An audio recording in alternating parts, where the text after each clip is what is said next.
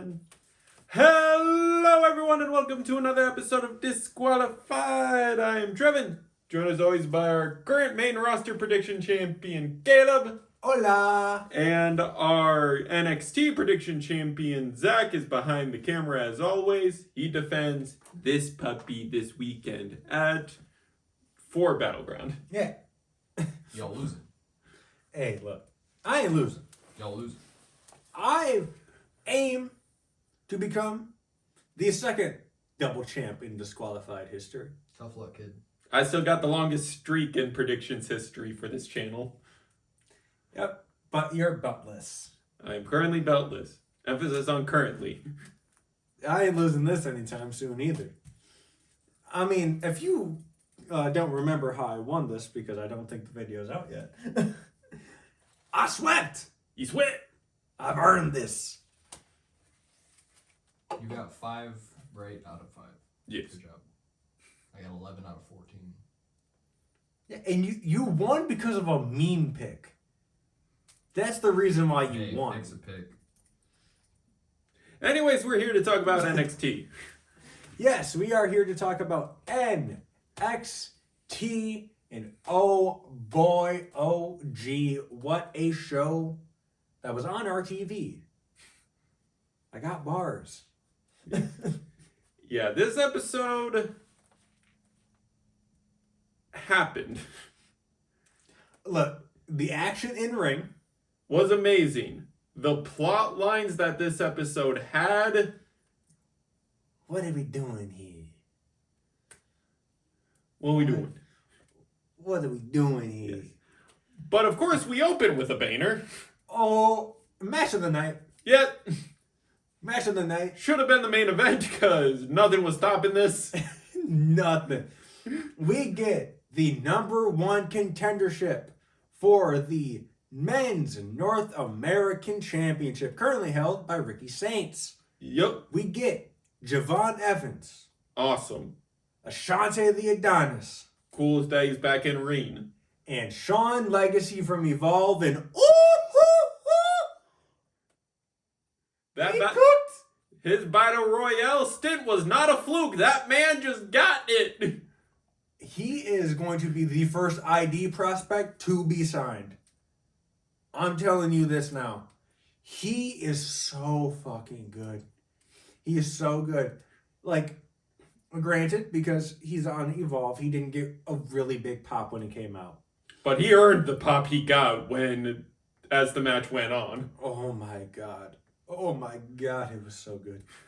And a surprise winner, Sean Legacy. Yep. But how did we get there?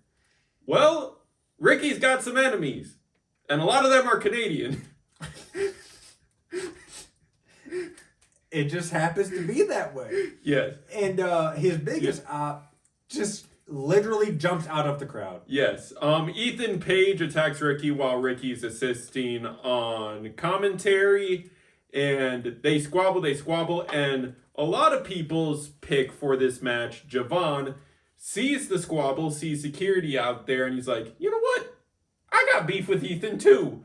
Moonsaults to take everyone on ringside out. Makes Javon, a little woozy for Sean Legacy to clean Ashante up with his finisher for the 1, 2, 3. Sean Legacy, in a surprising victory, is your #1 contender against Ricky Saints. However, in a later segment, The plot thickens.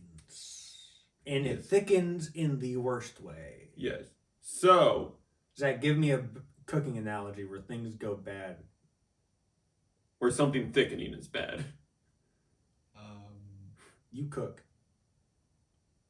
So- Usually you want things to thicken. Like curries and sauces and stuff. I don't know. If your soup, Splitting gravy? if your Yes. soup, if your soup is the texture of gravy, it's probably not good. Some people like chunky soup. But that's usually from the That's ingredient. not chunky. Yeah. It's like thick. Yeah, usually that's from the ingredients, not the broth. Yeah, that's true. Yeah, but in a segment, Ricky and Ethan are in Ava's office with security surrounding them, and Ava is pissed that Ethan keeps doing this stuff. She's upset that Ricky keeps, speaking out of turn, keeps asking for things. So she's like, listen, I get Shawn Legacy is number one contender, and he's going to get his match for that title. But this needs to be settled so I can get you two out of my face. Next Tuesday, for the North American Championship, Ricky Saints versus Ethan Page. Because she says it's on the line, not them. Mm-hmm. Ricky. It's Ricky. Yeah. Ricky's gonna win it. I think this might be Ethan's last thing before getting called up. Unless he shocks the world and he wins it. Yeah. And this is just transitional. Because who knows what if they give it to Shawn Legacy? People were debating whether Ricky is ready media presence wise to get called up. Because it's like his name has a lot of weight to it. Mm-hmm. And it's like he's done real good work in NXT for the little stint he has. But that's the thing is, it's a little stint. The reason why he's so over with the NXT crowd is it's a lot smaller. It's a lot more personal, as we've described it before. It's a super indie. You get a lot of reoccurring audience members week to week. We've just seen it recently. Julia's not really getting pops on the main roster.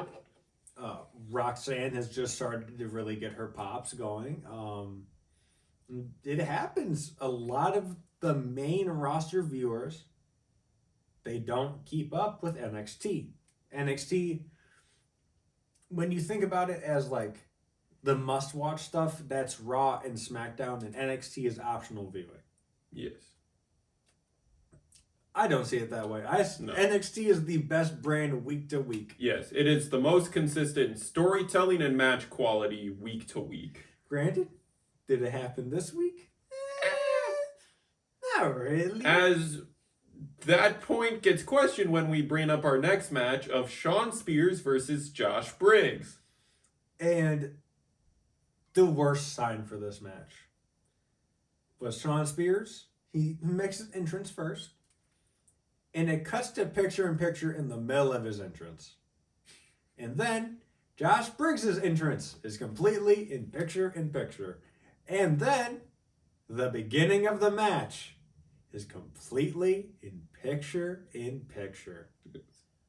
I don't even know why these... There was no faith put into this match at all. No. And it ends with the most confusing way possible as Shawn Spears picks up the win with the assistance of his calling lackeys, just distracting and attacking Briggs. He gets the roll up for the 1, 2, 3, and Josh Briggs is pissed and goes to attack Shawn Spears. But I guess in the 3 seconds he got pinned, he forgot he's at a numbers disadvantage, and the other two male members of the calling rip him off of Shawn Spears and toss him around like a rag doll. And then, who comes to save him but the new NXT champions? Hank and Tank. Honk and Tonk. Yep. Why? What? Can you give them an actual story, please? Yes. I know it's only been, I don't know, 5 weeks since they won it? And you still don't have a story for them? Yeah. Technically, the calling has a right to... Darkseid has a right to challenge as they pinned them. And the only thing we see of Darkseid is a little vignette this episode. Where they just describe each other. Yeah. It wasn't that interesting. But, the tag champs interrupted last segment. Let's see what the rest of the circuit's looking like. Well, first, this leads to a 6-man tag next week. Yes. For NXT. And now we move on to the rest of the tag circuit, where we see a very new team and a returning team. Yep. The return of OTM versus a new, fresh Chase U representation By Kale Dixon and Uriah Connors. Yep. OTM is a very good team. I think I witnessed a murder. Yeah. Like when part of their character is that they from the streets, they showed up. First of all, OTM getting a very good reception. Yes. They started chanting their name along with the beat. Very good. I love the ad libs. I love whenever they put ad libs on a person's track. Like not Def Rebel, because Def Rebel, future endeavored. Please. But when the crowd does it, like with Trick, with Oba, Mm-hmm. with Lyra, Mhm. the woo! It's just whenever you do that, it makes it so much better. It Mhm. gives it personality. Yeah. They It have shows how over they are with the crowd so that the higher ups have to pay attention to them a little bit. yes, and I think OTM is the one to dethrone Honk and Tonk. Yes. I mean, we thought they were the dethroners of Fraxium back when they were on a hot streak, but I think it was Lucian Price. I think that's his name, who got a face injury, mhm. so he had to step away. Yeah. But hey, they took that time. They just got better. Yep. And they pick up the win against New Chase U. Yeah, they murdered them. Yes. It was hilarious to watch. Uriah, you have a long career ahead of you as a jobber. Yeah. You get beat up too well.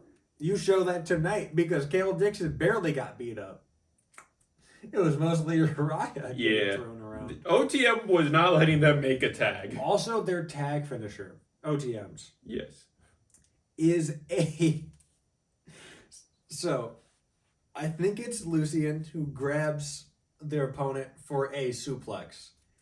And Bronco grabs their legs and does a modified spine buster.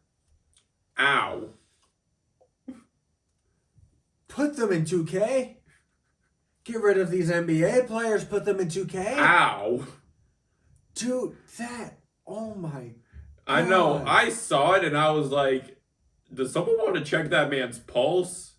Or Yeah. And the best part, Bronco went outside. He started beating up, I think it was Uriah. And he throws him back in the ring. And he looks at Andre Chase, and Andre Chase just goes, he's like, no, I got nothing to say. he's like, right ahead. he's like, they picked you for their opponents for this match. I had no say in it. Yeah. He's like, look, I am just here. Yes, he's like, I'm here to give them a grade. I'm their chaperone for the match. Yes. But yeah, OTM picks up the win. Yeah. And now, as we hit around the middle of the show, we gotta address one of the big moneymakers for Battleground. We have a face-to-face between Miles Bourne and Oba yet again, but this time, Miles doesn't have the rest of NQCC with him, so it's literally just him and Oba. And they have a pretty good back and forth, promo cut conversation. Oba says this ain't no Disney film. You ain't getting no happy ending. Miles says, yeah, you know what? This isn't a Disney film. Yeah, but he's like, and I know it isn't because I've had to work my butt off to get in this spot. Mm-hmm. I've had to get past people saying, my disability's too much to get good in this industry, for coaches saying that, for other people saying that. It's like, literally, I thought this day would never happen, but it's here and I'm gonna make the most of it. And the way I'm gonna do that is letting these people hear what I'm gonna have trouble hearing, and that's the ruler fallen. Yeah, and Oba says, this whole conquest that you're doing, fighting for people like you, it's admirable. It's honorable. It's something I can get behind. But it's foolish because it's a scam because you're not pulling this off. He said, I'll give you it. You have the heart. He said, but you're out here alone, and I don't know if that makes you brave or stupid. Maybe both. But put Oba on the fucking main roster. He can cut a hell of a fucking promo. He is a fucking beast in the ring. And his presentation is top notch. He has every makings of a future main eventer. And he has the media present. Social media loves this man. He literally called his group of fans Oba feminists. He coined the term. Yeah, but yeah, this segment takes a wild turn as Oba gets attacked and dropped by none other than your Season 1 LFG winner, Jasper Troy. Yeah, Tasha May Steele, I believe that's her name, or it's Tyra May Steele. It's one of the two. Apologies. She is the women's representative winner. She is yet to make her debut. They said that it will be within the coming weeks. Yep. But Jasper immediately making a statement and dropping the current champ. And Miles comes in to scare Jasper off. And Jasper grabs the title, holds it at about waist level looking at it, and surrenders it back to Oba. Yeah, and Oba looks shaken. Because he's never been dropped like that. I mean, Javon dropped him, but he was focused on Trick at that time. Yeah. So he couldn't necessarily be shocked by it. Yeah. Oh, Javon dropped Oba with a cutter, which is him pulling him down. Oba got dropped this time by Jasper picking him up. No, Jasper just ran into him. Yeah. He body checked him.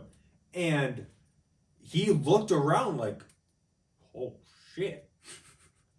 But yeah. Yeah. I mean, obviously Darkstay attacked him, but that's 4 men. That's reasonable. This is the first time he's been dropped like that by one dude. Yes. His face was the face of a man realizing being the top dog title holder is a lot different than the NA. Because the NA, people feared him. Even the other title holder feared him while he was the NA champ. Mm-hmm. But now that he's top dog, people are bringing everything they got against you, Oba. And as we've seen with some of your previous matches, it's a lot. While you have gotten over, your time is coming. And then main roster bound to book him like rookie Brock Lesnar straight to the top. Or at least straight to the mid-card division. Give me him and Jacob Fatu first. Thank you very much. Except who's going to win in that scenario, I don't know.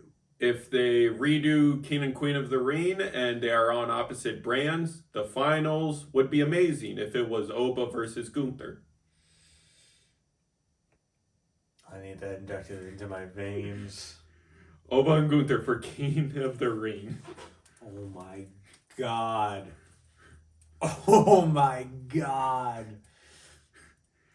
Cause I need this match. Cause think about Queen of the Ring. The 2 final representations were the veteran of Nia Jax and the recent barely a month in call-up of Lyra Valkyria, and that match was actually pretty good if you look back at it. You know what? Do it. Do it. Do it. Do it. Do it.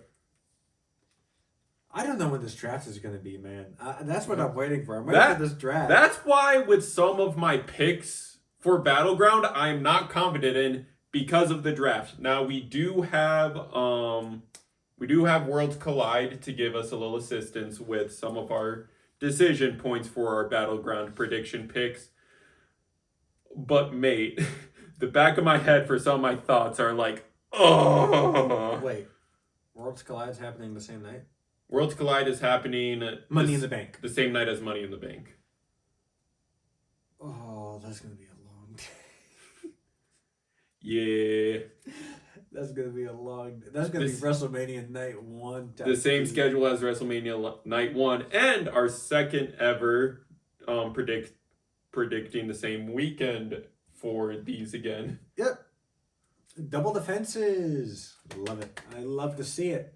Now, we get on to a match that got made in the backstage segment. Lola Vice versus Fallon Henley. This is just to keep pushing that Fatal Influence is breaking up, which is hinted more at where the frick is Jasmine? Things happened. I'll discuss it off cam. Okay. Things happened. Nothing bad on her, but she is just being taken off of TV for something. Okay. But yeah, so Lola Vice versus Fallon Henley happened. Lola Vice picked up the win. Moving on. That's pretty much all I could say about the match. It wasn't.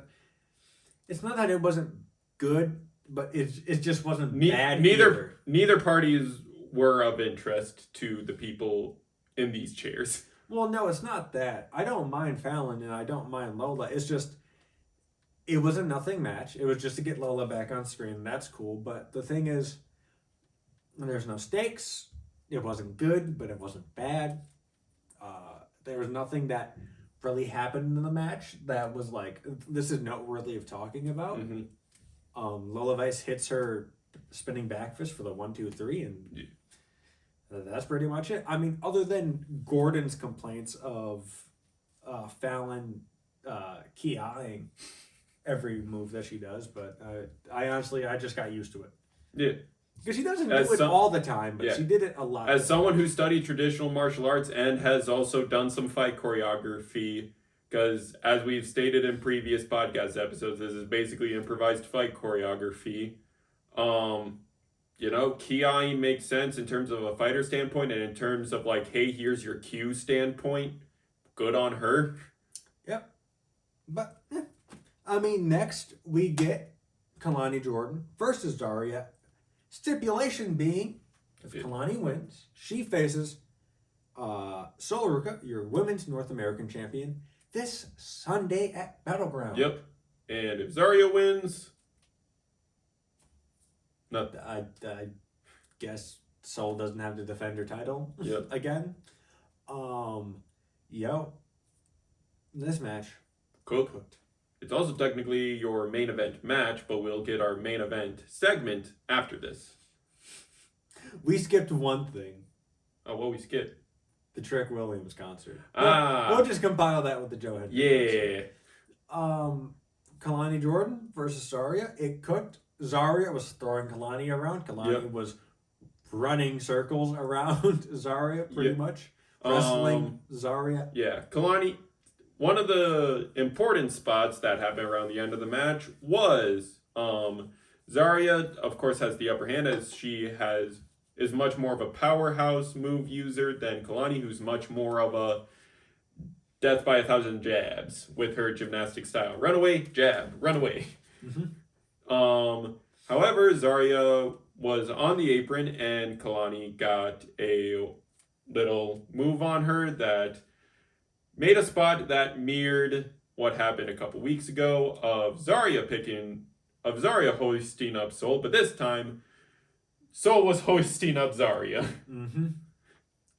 And Sol gets taken out the equation.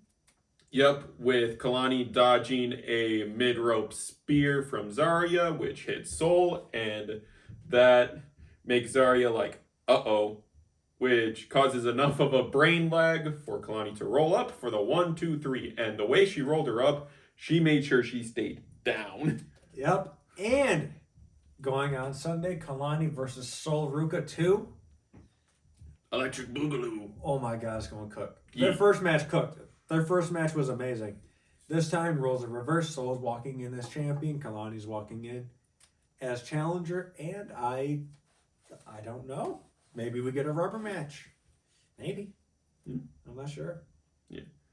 But now, your final segment. We'll talk about the one that we missed. Oh, yes. The one that we missed. Trick Williams does a rap performance, and you can tell that it was his first time rapping in front of a audience. If I'm wrong, I'm wrong. I don't really care. Look, I don't perform music, but breath control. That's all I'm going to say. Also, there was obvious times where you can hear the backtrack. But hey. The main point of his section of the rap is that he was trying to get the crowd to nickname Joe Hendry Average Joe. Yep, he said, I ain't laying down to no average Joe. Yep. And now we cut to our finale segment of Joe Hendry's confirmed concert that's sort of a response to him and mate. 100 times better. huh? What? Joe.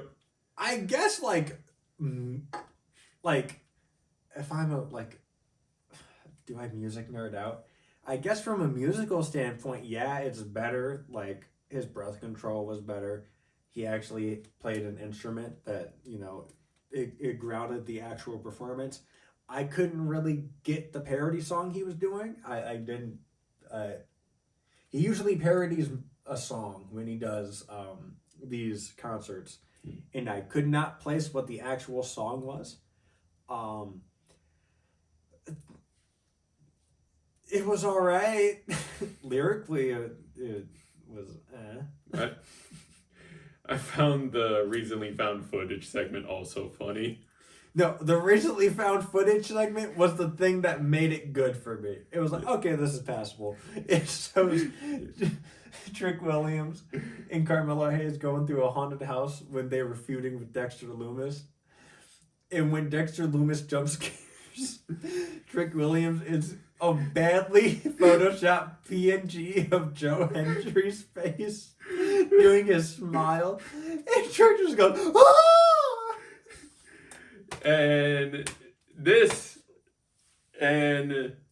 Joe Hendry, to counteract the nickname Trick tried to give him, tries to get the crowd to nickname Trick Carmelo's bitch. Yeah. And this brings out Joe, or this brings out Hendry's Trick. already out there. Yeah. This brings out Trick Williams, and then we get a little brawl. Yep. We get the trick shot attempt and countered with a guitar to the knee. Yep.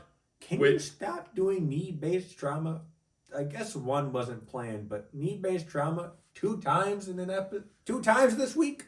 Yeah, but Joe Hendry has plentiful of time with Trick in hit stun to pick him up by the throat for the standing ovation, realizes, oh, my guitar shattered a lot more than I thought it did. He had to move him awkwardly. Yep. Literally hoisted a 200-plus man. 240-plus pound man. Yes. Into a position where there was no debris for the standing ovation, and Joe stands tall.